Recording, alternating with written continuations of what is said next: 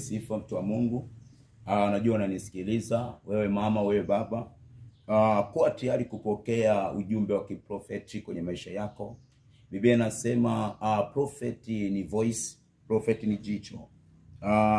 Biblia inasema katika Luka 1:26, Mungu akamtuma malaika wake kwa ajili ya kupeleka habari njema.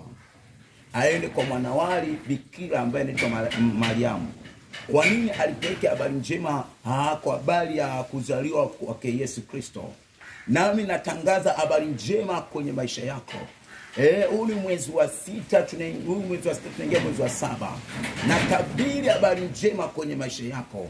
Haijalishi kuna vitu kwako vilikwama, vilishia njiani, ninatabiri vikaanze kusonga mbele, na ninatabiri vikaanze kupiga hatua, na ninatabiri vianze kustawi kwa mamlaka jinsi. Hata kama vilishia njiani, hata kama ukona matokeo, nami natabiri kama nina Bwana lishivo, nami nimesimama mbele zake. Natabiri mwezi wa 6, tunapoingia mwezi wa 7, kuchanua, kustawi. Natabiri kwa kwenye maisha yako kwa mamlaka Yesu. Sema amina kubwa.